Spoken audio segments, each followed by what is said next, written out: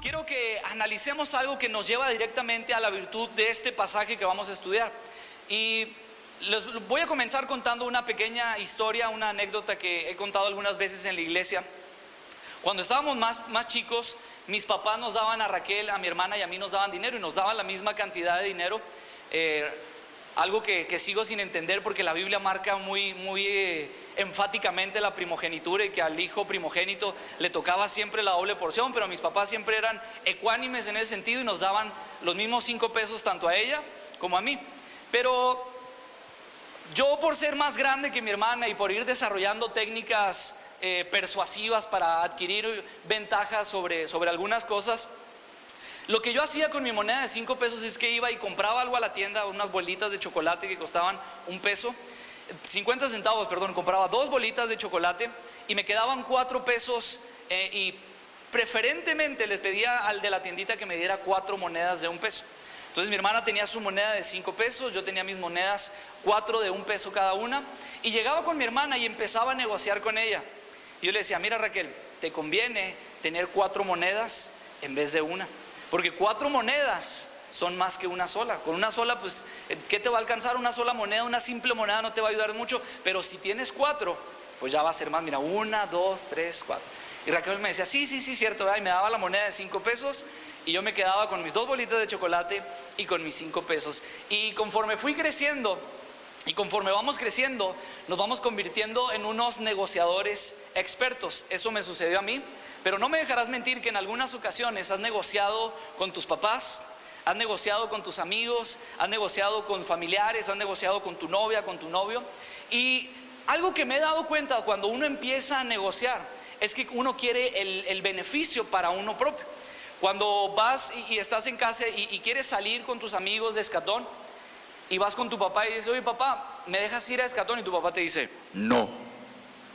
Y empieza rápido la maquinita que va a ayudarte a poder salir de esa situación y a poder negociar en medio de esa situación.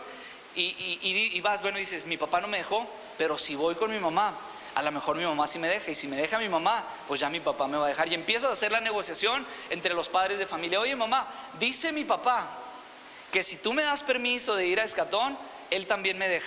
Ah, bueno, mija, si tu papá dijo que estaba bien, adelante, ve. Y nos vamos convirtiendo en negociadores. ¿Cuántos han negociado alguna vez algún permiso, alguna salida o algo con sus papás? Levanten su mano, quiero que sean honestos. ¿Lo ven? No se van a ir al infierno por haber negociado con sus papás. ¿Cuántos han negociado alguna vez con sus amigos? Levanten la mano. Y si se fijan, nos vamos convirtiendo en expertos negociadores, porque a través de diferentes negocios hay algunos que nos han salido bien y hay algunos que no nos han salido bien. Y cuando los negocios no nos salen bien, entonces empezamos a pedir un anticipo, empezamos a pedir una prórroga, o empezamos a pedir algo que nos dé seguridad a nosotros cuando estamos tratando de negociar. Y si el negocio que estoy haciendo yo con mis amigos, con mi familia, con mi novia, con tu novio, no está funcionando, entonces dices: no, hasta aquí, no voy a dejar de negociar. Y nos vamos convirtiendo, muchachos, en expertos negociadores. Aprendemos a negociar con nuestros papás, aprendemos a negociar con nuestros amigos, aprendemos a negociar con nuestros líderes y con nuestros pastores. Incluso con el carácter de Arnoldo aprendemos a negociar con Arnoldo para que las cosas nos ayuden o nos salgan. Pero quiero platicar contigo y a través de esta predicación que te quede algo bien claro en tu mente. Podrás negociar con cualquier persona, con todos podrás tener negociaciones, pero con Dios no puedes negociar. Ese es el tema que le he puesto al mensaje que quiero compartir contigo. Con Dios no se puede negociar. Y en algunas cosas va a ser bueno negociar, en algunas otras no te va a ser tan bueno. ¿Por qué? Porque vuelvo a lo mismo. Cuando tratamos de negociar, el propósito y el fin es para un beneficio propio. Pero muchas veces no alcanzamos a ver nuestro beneficio general cuando empezamos a hacer esas negociaciones, porque solamente vemos a corto plazo lo que queremos y no nos damos cuenta de lo que a final del día, a final de mes o a final de año o pasando los años puede traer a nuestras vidas. Y por eso quiero decirte esto: podrás negociar con cualquier persona, pero con Dios no se puede negociar. ¿Por qué? Porque pareciera que en ocasiones queremos negociar con Dios según nuestras necesidades o según el momento en el que vivimos. Señor, yo voy a hacer esto, pero si tú me ayudas a... Señor, yo de verdad voy a Escatón, pero dame chance de ir a esa fiesta que viene el viernes. Si tú me das permiso para que mis papás logren darme la autorización y yo poder ir, yo voy a seguir yendo a Escatón y yo verás que voy a estar ahí. Empezamos a negociar con Dios según nuestras necesidades, según caprichos personales. Pero quiero decirte esto y que te quede bien claro. Si algo te queda claro de este mensaje y de esta predicación, es que con Dios no se puede negociar. Y quiero que vayas en tu Biblia, si traes tu Biblia, Génesis capítulo 28, versículo 20 al 22. Quiero que leamos a través de la escritura un pasaje muy interesante de uno de los personajes emblemáticos del Antiguo Testamento, uno de los 3 patriarcas del Antiguo Testamento, y de las partes fundamentales y piezas fundamentales dentro de la historia del pueblo de Dios, conocido como el pueblo de Israel. Y vamos a ver precisamente la vida de este personaje antes de tener un verdadero encuentro con Dios. Ya tienes ahí Génesis capítulo 28, versículo 20 al 22. Levanta tu mano si ya lo tienes ahí en tu iPad, en tu Biblia. Muy bien, vamos a dar lectura. Dice: e hizo Jacob voto diciendo, fíjate lo que dijo: si fuere Dios conmigo y me viaje en que voy, y me diere pan para comer y vestido para vestir, y si volviere en paz a casa de mi padre. Y dice Jacob: entonces Jehová será mi Dios, y esta piedra que he puesto por señal será casa de Dios, y de todo lo que me dieres el diezmo apartaré para ti. Mira, es interesante ver la vida de Jacob, y quiero que veamos cómo la Biblia nos enseña a través de estos 3 patriarcas, 3 personajes del Antiguo Testamento y sobre todo de este libro del inicio de la Biblia, que marcan un parteaguas y que marcan un inicio especial para el pueblo de Dios y para toda la trascendencia que va a tener el linaje de Dios, el pueblo de Dios y la historia de Dios. Los 3 patriarcas es Abraham, Isaac y Jacob. Son 3 generaciones: abuelo, padre e hijo. ¿Te los aprendes? Abraham, Isaac, Jacob. Abuelo, padre e hijo. ¿Quién es el padre?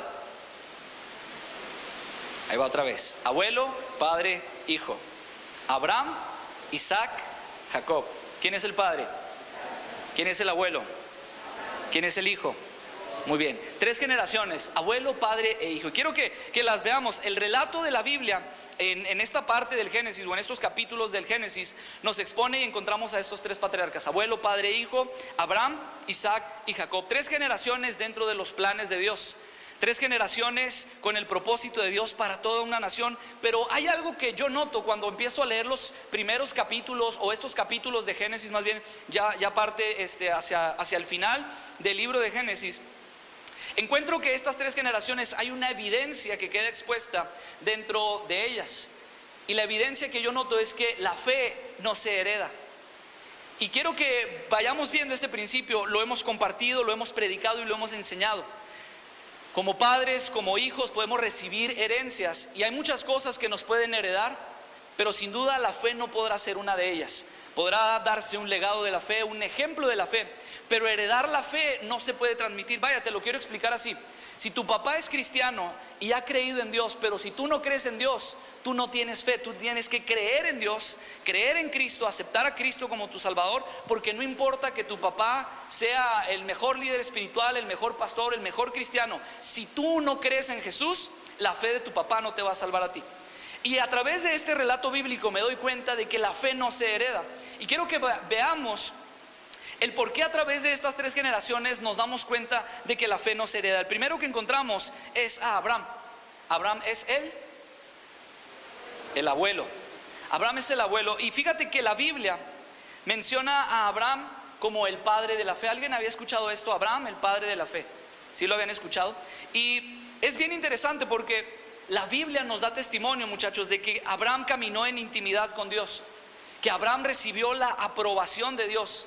Abraham confió en Dios sin saber nada y sin ver nada. Y la Biblia nos enseña una definición de lo que es fe en Hebreos 11:1.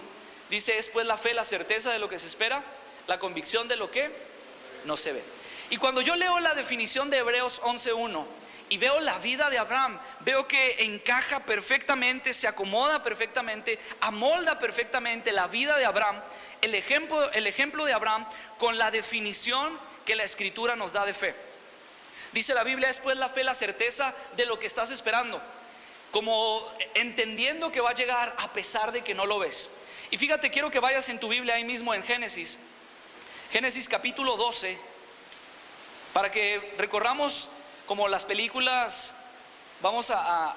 Algunos han visto las películas y que sale una escena y luego te dice 3 años antes. Así vamos a ir algunos años atrás.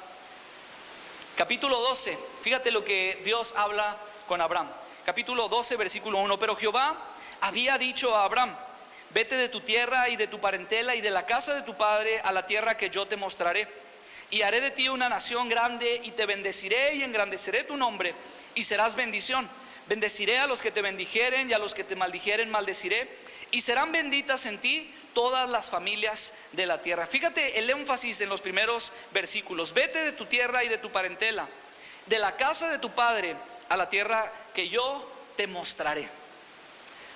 La definición de fe nos dice que es avanzar a lo incierto y avanzar como si tuvieras las cosas a pesar de lo que no te ves. ¿Cuántos viven con sus papás? Levántenme su mano. Imagínate que escucharas una voz de Dios que te dice: bueno, llegó el momento. Jason ahorita no vive con sus papás, pero Lalito, llegó el momento, quiero que dejes la casa de tus papás, quiero que dejes las comodidades que tienes en casa de tus papás, quiero que dejes la comida que hace tu mamá, quiero que dejes el wifi que tienes en tu casa, quiero que dejes todas las comodidades que te abrazan y te rodean y que te vayas a un lugar que yo te mostraré. Fíjense lo que Dios le está diciendo a Abraham: no te vas a ir a un lugar que ya sabes. No le está diciendo: mira, Lalito, vas a dejar todo lo que tienes para irte a Cancún, porque Lalito y ustedes y yo sabemos que existe Cancún, que es una playa hermosa. Pero Dios le está diciendo: no, vas a dejar todo lo que tienes, vas a dejar tu comodidad, vas a dejar tu seguridad para irte a un lugar que no conoces. Porque Dios le dice: a un lugar que yo te mostraré, a un lugar que tú no has visto, que ciertamente parece irreal, parece incierto, pero ahí radica la fe. A un lugar que no has visto, pero que yo te lo voy a mostrar. Y prácticamente lo que Dios le está diciendo a Abraham es: deja tu comodidad, deja tu confort, deja tu casa, deja todo lo que tienes, deja tu dependencia, tu estabilidad, por algo que yo te voy a mostrar. No es algo que estás viendo, de hecho es algo que necesito que tengas la seguridad, que aunque no lo ves, lo verás. Imagínate que te salgan a ti con eso. Imagínate que te diga el pastor Arnoldo, que es tu pastor de jóvenes, y te diga: ¿sabes qué? Dani, quiero que te vayas a la sierra y allá vas a esperar la respuesta de Dios. Deja todas tus comodidades aquí, deja todo lo que tienes en tu casa, cada uno, Emma, te vas a ir a la sierra y deja todas tus comodidades a un lugar que el Señor te va a mostrar. Y tú dices: bueno, ¿y a dónde? No sabemos, el Señor te va a mostrar. Tienes que dejar todo lo que quieres. Uno como que se echaría para atrás y uno entraría en la calidad espiritual inmediatamente. No, déjame orar para ver si esto es del Señor. Si Dios no me confirma a través de 7 ángeles, 27 palomas blancas, entonces yo no me voy. Pero quiero que vayas, capítulo 12, versículo 4 en Génesis. Capítulo 12, verso 4. Fíjate lo que dice la palabra de Dios. Y se fue Abraham como Jehová le dijo. Un hombre de Dios. Y se fue Abraham como Jehová le dijo. No sabía a dónde, no sabía qué le esperaba, no sabía lo que iba a tener. Pero Abraham decidió creer en Dios, con la certeza de que lo que esperaba lo iba a recibir de parte de Dios, a pesar de que no lo veía. Un hombre de Dios, el abuelo, el primer patriarca de Israel, Abraham, conocido como el padre de la fe. Abraham tuvo un hijo que fue el padre de Jacob, y el padre, el que está en medio, se llama Isaac. Ahora quiero que consideremos rápidamente la vida de Isaac. Isaac fue una persona espiritual, y la Biblia nos da testimonio de la espiritualidad de Isaac, pero marca una referencia que ya no tenía Isaac la devoción que tenía su padre Abraham. Ya no tenía esa pasión por buscar a Dios, por intimar con Dios, por acercarse a Dios, por recibir el consejo y la dirección de Dios como Abraham su padre lo había tenido. Ciertamente era un hombre espiritual, ciertamente obedecía a Dios, pero no lo hacía con esa pasión y con ese entusiasmo que caracterizaba a Abraham y que fue conocido como el padre de la fe. Vaya, a estos tres patriarcas la Biblia nos enseña que una palabra específica de parte de Dios les fue dada. En ti serán benditas todas las naciones de la tierra. Esa palabra fue dada a Abraham, le dijo: tú vas a ser bendición y en ti van a ser benditas. Cuando Isaac llega, la misma palabra le es dada a Isaac. Pero quiero que vayas y vamos avanzando en lo que la palabra de Dios nos enseña. Capítulo 26 de Génesis. La misma palabra que Dios había hablado a Abraham, ahora es la misma palabra que Dios le está dando a Isaac. Esa bendición, esa prosperidad, esa parte especial de un Dios que respalda y que bendice. Pero fíjate ¿cuál era el ejemplo de la vida de Isaac? Era un hombre espiritual, pero no con la pasión que tenía su padre. De tal manera que cuando Dios le recuerda a Isaac la promesa, hace énfasis en su padre y no en la propia fe de Isaac. Capítulo 26, versículo 4. Multiplicaré tu descendencia, Dios hablando a Isaac, como las estrellas del cielo, y daré a tu descendencia todas estas tierras, y todas las naciones de la tierra serán benditas en tu simiente. Y fíjate lo que le dice: por cuanto oyó Abraham, tu padre, mi voz, y guardó mis preceptos, mis mandamientos, mis estatutos y mis leyes. Fíjate qué impresionante. Dios le está diciendo: voy a bendecirte a ti, porque tu papá, él sí tuvo una relación directa conmigo, porque tu papá supo obedecerme, tuvo pasión, tuvo entrega para conmigo, y por eso te voy a bendecir a ti. Y fíjate las palabras tan especiales, porque ya Dios está hablando con Isaac. Y con Abraham le dice: a un lugar que yo te mostraré, pero a Isaac le dice: la tierra en la que tú estás, toda esta tierra en la que tú estás, yo te la voy a dar. Y ciertamente nos damos cuenta de que Abraham era un hombre entregado, un hombre completamente de Dios, el padre de la fe. Y con Isaac se empieza a menguar, empieza a faltar o a carecer esta fortaleza de fe. Pero después de ello pasamos al hijo, y el hijo se llama Jacob. Jacob aparece como el gran contraste entre su padre y entre su abuelo, una marcada diferencia por su manera de vivir y por su forma radical de hacer las cosas, distinta a su padre, distinta a su abuelo.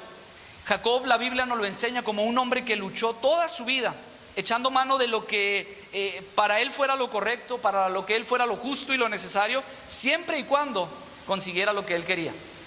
En la Biblia encontramos a Jacob como un mentiroso, como un engañador, como un usurpador, como un traicionero, como un oportunista. Fíjate el contraste: el padre de la fe, el robabendiciones, mentiroso y oportunista, con solamente una generación de por medio: abuelo, padre e hijo. Del padre de la fe a un mentiroso y un usurpador. La Biblia me da testimonio de que la fe no se hereda. La fe es personal. Tu acercamiento con Dios y la relación que tú tengas con Dios, la responsabilidad es tuya y solamente tuya. Y Jacob se deslindó de todo ello. Un mentiroso, marcando un contraste muy definido entre su padre y entre su abuelo. Ahora, Jacob, en este punto de la historia, Jacob acaba de recibir la misma palabra que Dios le había dado a su padre y la misma palabra que Dios le había dado a su abuelo. Capítulo 28 de Génesis, versículo 13.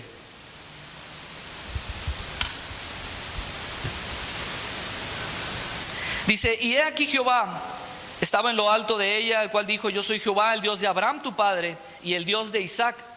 De la tierra en la que estás acostado te la daré a ti y a tu descendencia. Será tu descendencia como el polvo de la tierra, y te extenderás al occidente, al oriente, al norte y al sur, y a todas las familias de la tierra, y todas las familias de la tierra serán benditas en ti y en tu simiente.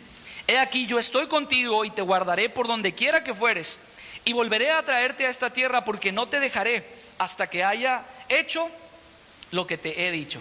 Fíjate cómo va marcando la diferencia de la fe en tres generaciones. A Abraham le dice: a la tierra que yo te mostraré. A Isaac le dice: la tierra que tú estás viendo. Y a Jacob le dice: la tierra en la que estás acostado. El versículo dice: la tierra en la que ya estás, esa es la que yo te voy a dar. Y curiosamente, Hay algo que llama mi atención: cuando Dios nos va dando y cuando Dios nos va acercando, nuestra fe se va reduciendo, como diciendo, aquí lo tengo ya, esto ya es seguro. Conforme iban avanzando las generaciones y era más fácil acceder a su fe, menos iban confiando en Dios. Abraham, que no veía nada y que no sabía nada, entregó su vida de tal manera a Dios que fue considerado el padre de la fe. Isaac alcanzó a ver la promesa y a mirar lo que Dios le estaba prometiendo, y su fe no fue tan grande como la de su padre. Jacob estaba literalmente, dice la escritura, acostado en la tierra que Dios le iba a dar, y su fe fue menor a la de su padre y mucho menor a la de su abuelo. La fe no se hereda, la fe es personal. Pero hay algo muy interesante. Dios, a pesar de ello, le da una palabra tan poderosa y tan especial a Jacob y le dice: te voy a bendecir, no por tus méritos, porque tengo un plan perfecto para una nación, para todo un pueblo, para toda una nación que ha sido escogida, y te voy a bendecir a ti para que en ti sean benditos todos. Y cuando uno escucha las palabras que Dios habla a Jacob, diciéndole: yo voy a estar contigo y no te voy a dejar hasta que haya hecho lo que te he dicho, uno esperaría que Jacob recibiera esta palabra, se hincara, se postrara y dijera: Señor, aquí estoy, lo que quieras hacer conmigo, me rindo, ¿qué hago? ¿Me tiro? Dime qué hago, Dios, quiero obedecerte inmediatamente, Dios, lo que tú me pidas, eso es lo que voy a hacer. Uno esperaría que Jacob demostrara una adoración genuina. Uno pensaría que Jacob iba a responder de una forma inusitada, inesperada, y dijera: Dios, lo que tú quieras, tal promesa y tal palabra que me acabas de dar, no puedo hacer otra cosa y no puedo expresar mi gratitud y mi agradecimiento de otra manera más que obedeciéndote y entregando mi vida por completo. Imagínate si recibe la palabra mientras está en la adoración, en la iglesia, contextualizando que estuviera Jacob en el culto y en la adoración, Dios le habla y le dice: te voy a bendecir y va a haber una bendición para ti en todas las naciones, y en donde quiera que tú estés, yo voy a estar contigo y no voy a dejarte hasta que haya hecho lo que te he dicho. Imagínate, mientras está en la adoración, empieza a llorar, empieza a tirarse, empieza a derramar su vida, y uno pensaría que eso es lo que sucedería con el buen Jacob. Pero la Biblia nos da otro énfasis y la Biblia nos dice otra cosa. Lo interesante no es la reiteración que por tercera vez aparece en la palabra de Dios con una promesa y con una bendición de Dios. Lo interesante es la respuesta de Jacob.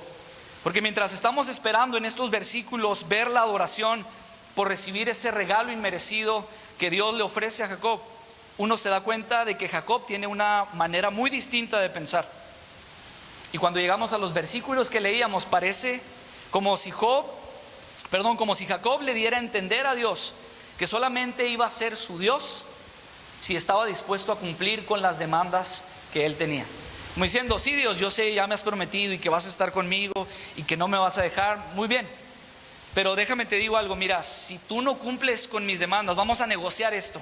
Vamos a empezar a hacer la negociación, así como negocia con tus amigos, con tus papás. Jacob quiso negociar con Dios y dijo: bueno, mira, vamos a negociar esto. ¿Qué te parece si yo creo en ti con la condición de que vayas conmigo, de que me des alimento, de que me des vestido, de que no me cause ningún problema este viaje? Y si todo eso pasa, entonces tú vas a ser mi Dios. Vamos a leer nuevamente el pasaje que leíamos al principio, capítulo 28, versículo 20. Dice: e hizo Jacob voto diciendo: si fuere Dios conmigo, Dios, si tú vas conmigo, entonces sí. Si me guardas en este viaje en el que voy, entonces sí. Si me das el pan para comer, si me suples y me sostienes, entonces sí. Si me das vestido para vestir, entonces sí. Y si volviere en paz a la casa de mi padre, entonces sí, dice Jehová, será mi Dios. Como diciendo: dame lo que necesito. Está bien, ya me diste tu promesa, ya me diste tu palabra, pero como diciéndole Jacob: mira, Dios, yo tengo mis prioridades. Yo sé que tú tienes una bendición, yo sé que tú tienes algo especial, pero yo tengo mis prioridades. Quiero estar bien, quiero ir sin problemas, quiero que me alimentes, quiero que me vistas, Armani, Dolce Gabbana, Versace y todo lo que se les pueda ocurrir. Dice: quiero que me vistas y quiero que me regreses a este lugar sin ningún problema. No quiero tener el más mínimo conflicto, el más mínimo problema. Si accedes a mis demandas y a mis peticiones, Jacob le dice: entonces vas a ser mi Dios. Y quiero repetirte el título de este sermón: con Dios no se puede negociar.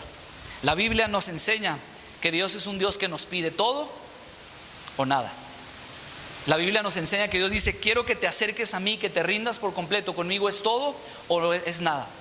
Si tienes tus demandas, entonces no estoy aquí. Si tienes tu forma de negociar conmigo y quieres negociar el plan que yo ya tracé y yo ya diseñé para ti, entonces no estás preparado, entonces no estás listo. Conmigo te entregas completamente o no te entregas. Y Jacob trató de negociar con Dios y le dijo: mira, si tú vas, me vistes, me alimentas y me acompañas, entonces sí. Solamente si accedes, si estás dispuesto a acceder a esas condiciones, entonces sí. Si mis prioridades se cumplen, entonces serás mi Dios. Y mira, quiero decirte esto, porque esta postura revela una tendencia que arraigamos todos nosotros como jóvenes y adolescentes en nuestro corazón hoy en día. Una postura que marca la vida de los jóvenes, la vida de los creyentes en las iglesias. Una postura que nos hace ver como tendencia el creer que nosotros podemos manejar a Dios según nuestros caprichos. El pensar y tener el entendimiento de que nosotros podemos manejar la voluntad de Dios según nuestras necesidades o según el momento en el que estamos viviendo. Dios, es que yo quiero servirte, pero si tú no me ayudas con esto, pues entonces pues no eres tan Dios. Dios, es que de verdad yo quiero entregarme, pero si tú no sanas a mi papá, si tú no sanas a mi mamá, entonces no creo que seas mi Dios. Y empezamos a tratar de negociar con Dios, empezamos a tratar de ver nuestra necesidad o nuestros caprichos, y somos nosotros poniendo condiciones a Dios para que Él se ajuste a nuestras demandas. ¿Cuántas veces en tu vida has tratado de que Dios se acomode a tus planes? ¿Cuántas veces en tu vida y en tu voluntad y en tu capricho has tratado de que Dios haga lo que tú quieras hacer?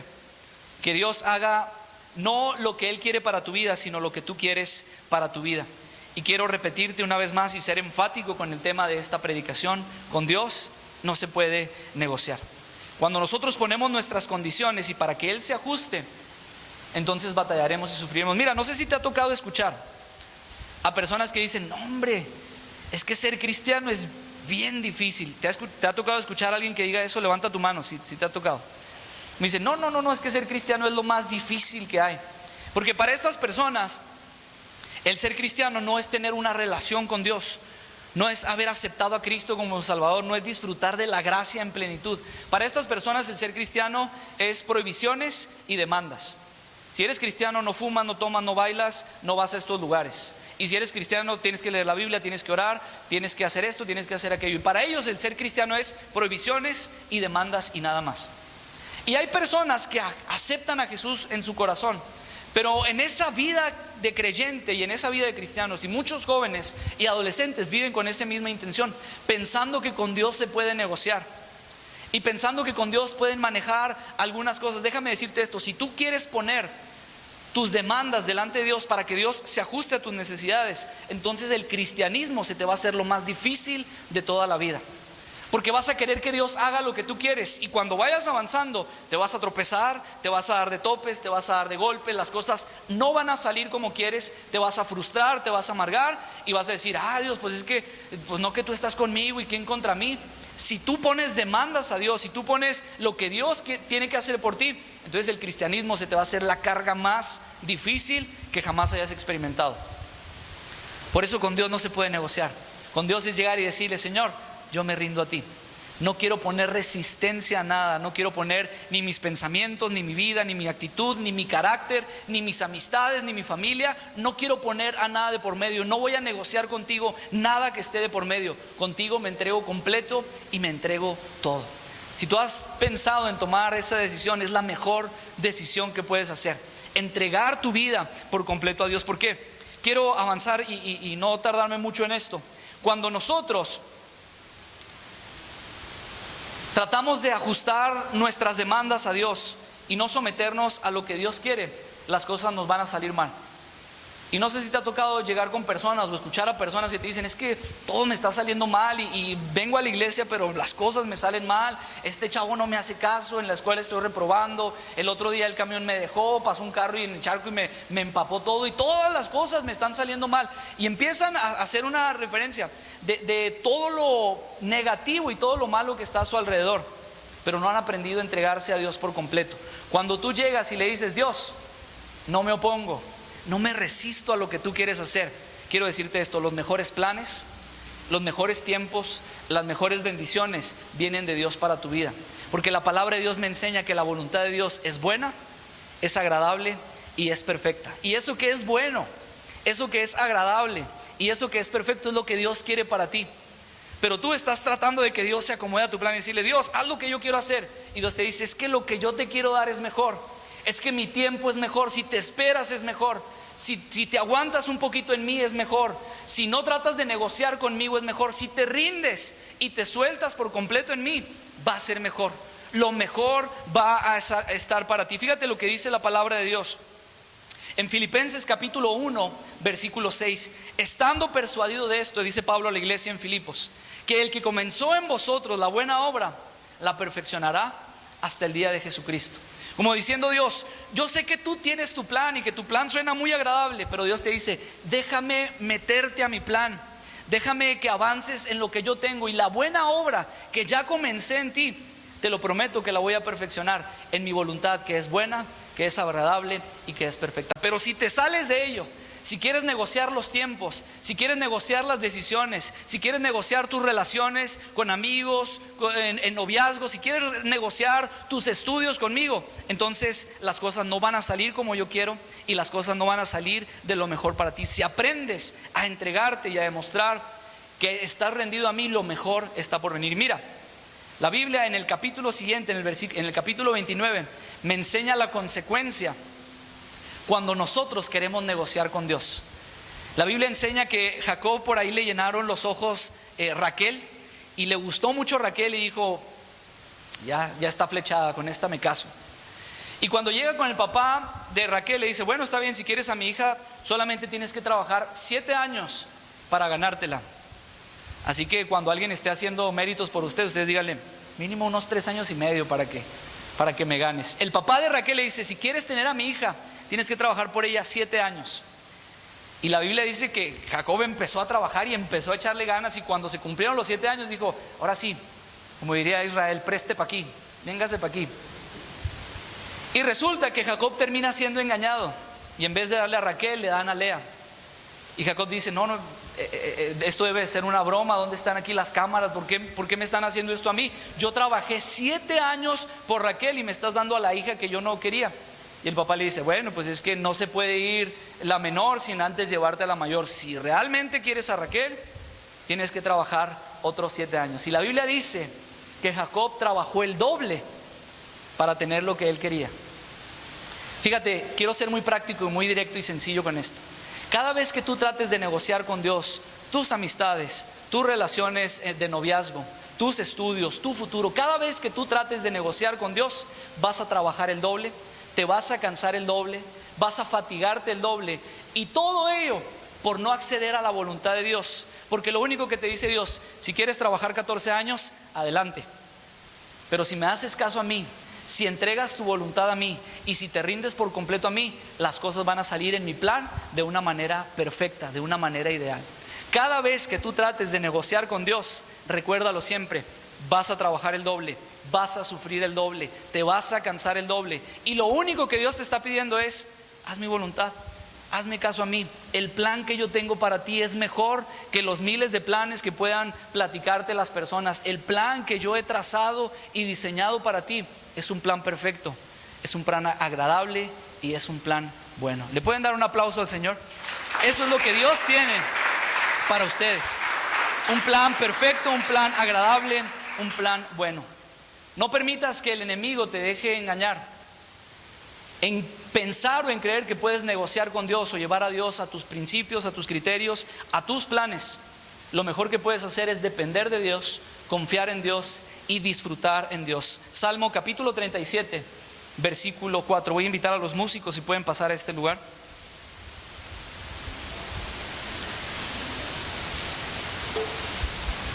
Salmo capítulo 37, versículo 4. Deleítate a sí mismo en Jehová, dice la Escritura, y Él te concederá las peticiones de tu corazón. Mira, la predicación es esta: con Dios no se puede negociar. Lo puedes intentar, claro. Yo lo he intentado y he fracasado. Yo lo he intentado y me ha dolido. Yo lo he intentado y me ha costado dolores de cabeza, frustraciones, sinsabores en la vida. Yo lo he intentado y te aseguro y te aconsejo, es lo peor que podemos hacer. Pero quiero decirte esto: También he intentado vivir en su voluntad, obedecer su palabra, estar en obediencia a Él. Y por mucho he disfrutado la buena voluntad de Dios en mi vida, agradable, buena y perfecta, cuando no trato de negociar con Dios.